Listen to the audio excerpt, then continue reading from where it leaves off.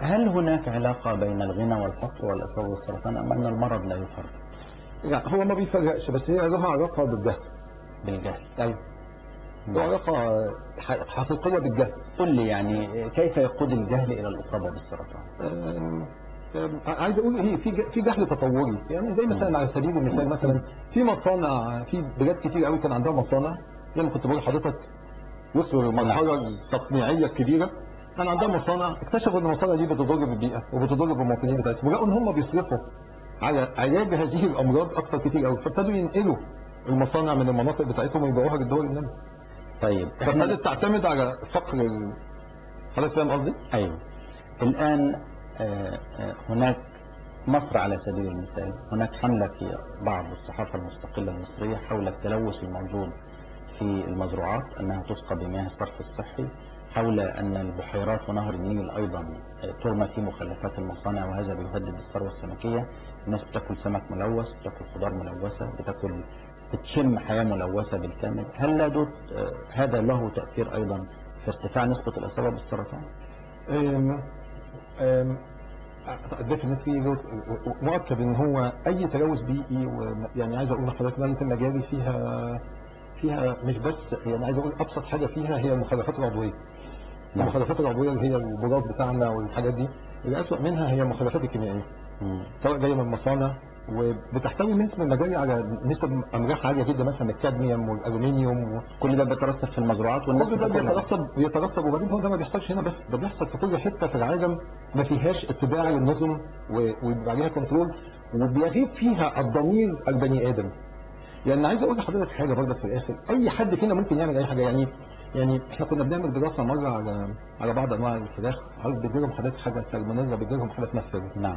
فكنا عملنا دراسه مره على ناس، الكلام ده من 10 سنين، ان لسه المزارع بيدوهم مضاد حيوي اسمه كلوراميثينيكول لما بيجي لهم الحناديل. الكلوراميثينيكول ده من الاسباب اللي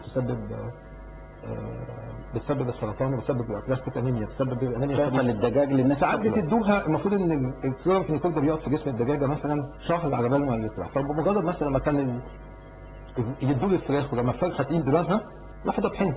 احنا بناكل مضاد محرم دوريا. لما طلعت التقرير ده اتمنع خالص.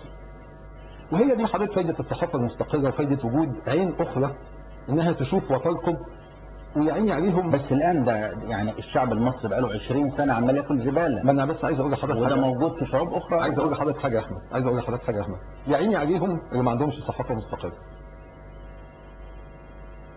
ما هو ده احنا بنقول ان في شعوب احنا عندنا انا هقول لك حاجه، يعيني عليهم اللي ما عندهمش صحافه مستقله. فاعتقد ان ده تطور عندنا الحمد لله، ان احنا شايفين وباصين وابتدينا نوعى الحمد لله. هل انواع السرطان التي تصيب الاطفال مثل انواع السرطان التي تصيب الكبار؟ لا، ولا نسب الشفاء بتاعتهم كده. قل لي الاطفال ايه الانواع اللي بتصيبها ونسب الشفاء عندها؟ اولا الانواع الاطفال، معلش انا هرجع، انت اتفقت معايا ان مفيش تعبيرات علميه، بس صعب قوي في بعض الحاجات ان انا اقول. السرطان الكبار بيجي في حاجه اسمها كارسينوما، الصغيرين بيجي لهم حاجه اسمها ساركوما.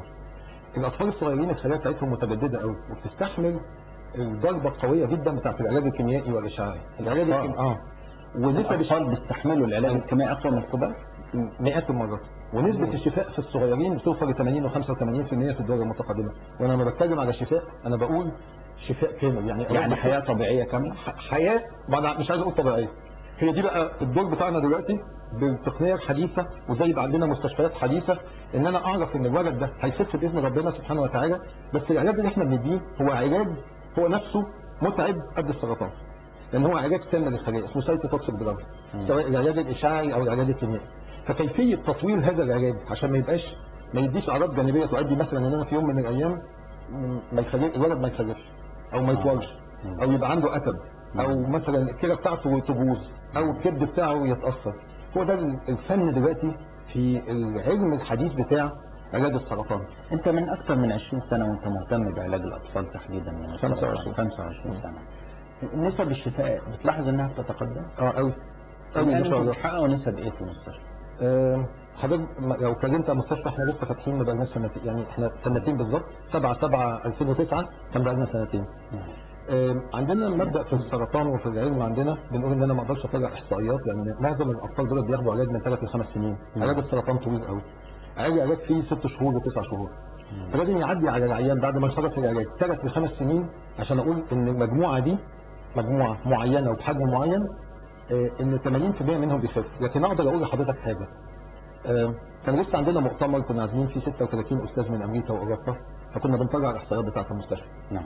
والجميل اللي انا عايز اقوله لك الاحصائيات بتاعتنا بقت كلها بالكمبيوتر دلوقتي.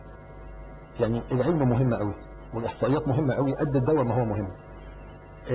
حقيقي يا احمد الاحصائيات عندنا دلوقتي 15.2% من العيانين بتوعنا اتوفوا الفتره اللي فاتت. دي تعتبرها نسبه قليله؟ بالنسبه اللي قبل كده طبعا، ان في كان اولاد كتير قوي بيموتوا في المستشفيات الثانيه ولسه لحد النهارده في المستشفيات في كل الدول الناميه ما عندهمش القدوه مثلا بتاعت العنايه المركزه اللي عندنا ما شاء الله 20 وحده عنايه مركزه على احدث النظم. عندنا دكاتره متخصصين جدا وقاعدين، يعني عندنا اساتذه جامعه في المستشفى بيبقى شغلانته من الساعه 8 للساعه 6 بعد الظهر قاعد للمريض بقى فول تايمر يعني حياته. ليس مدحا في المستشفى، لكن انا زرت مايو كلينيك وزرت مستشفيات كثيره في اوروبا. حينما ادخل مستشفى سرطان الاطفال لا اشعر ان في مصر على الاطلاق مستوى عالمي في كل شيء موجود في المستشفى، وان كانت الزيارات مؤلمه، ولكن انا بتكلم على الجانب العلمي وجانب الاهتمام وجانب الموجود في المستشفى. انا فخور بالكلام اللي انت بتقوله في النادي. لا ده اقل كلام ممكن. بس انا عايز اقول لك حاجه، المستشفى دي صناعه مصريه، وان كنا استعنا بخبراء اجانب في كل حاجه، حضرتك شفت كل الوجوه مصريه في المستشفى. هي المستشفى دي بتؤكد ان العجز اللي موجود في كل القطاعات اللي موجوده في مصر هو عجز اراده وليس عجز الانسان المصري. وفعلا هي مستشفى تعتبر صرح في هذا الموضوع بكل القائمين عليها. حتى الناس عندكم غير اي مكان، يعني كأن احنا في مكان عالمي. هو توفر ثقافه اخرى، ثقافه توفرت للناس ان انت حضرتك ريحته ماديا ونفسيا ومعنويا، وقبل كده وكده هي عمليه الحاجه المهمه الاساسيه. في عالم اداره يا احمد اسمه بيتر درافر، ده استاذ علم الاداره تقريبا في القرن العشرين، قال حاجه مهمه قوي. قال ان الموارد الرئيسيه والحقيقيه للبلاد ما هياش كابيتال، ما هياش مصانع، وما هياش ناتشرال ريسورسز، ما هياش فحم بترول ومنجنيز، وما هياش بني ادمين. كانت وستظل العلم والمعرفه. اهتمام المستشفى والقائمين عليها بالعلم والمعرفه. بقول لحضرتك احنا كل يوم، يعني حضرتك كنت بتتكلم عن نسبه الوفيات في المستشفى، احنا الست شهور الاولانيين الوفيات فيها غير الست شهور التانيين، غير الست شهور التالتين، غير الست شهور الرابعين، احنا بنقيمها كل 6 شهور. حضرتك عارف السجاده العدمي لما بتدوس عليها بتزيد قيمتها، مع احترامي للتشبيه يعني. فعلا المستشفى كل ماده التيم وورك، الناس بتشتغل مع بعضها، حضرتك وفرت لهم جو، حضرتك وفرت لهم ثقافه معينه.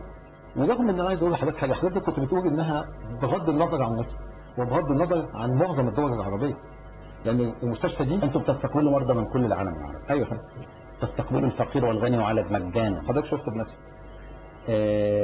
يعني لاحظت مساواة بين الغني والفقير. يكفي ان قابلت ناس بسطاء جايبين اولادهم وبيشيدوا بان ازاي عملوا باحترام وبمستوى عالي، مش لانه فقير اتركن وابن الغني دخل، لا.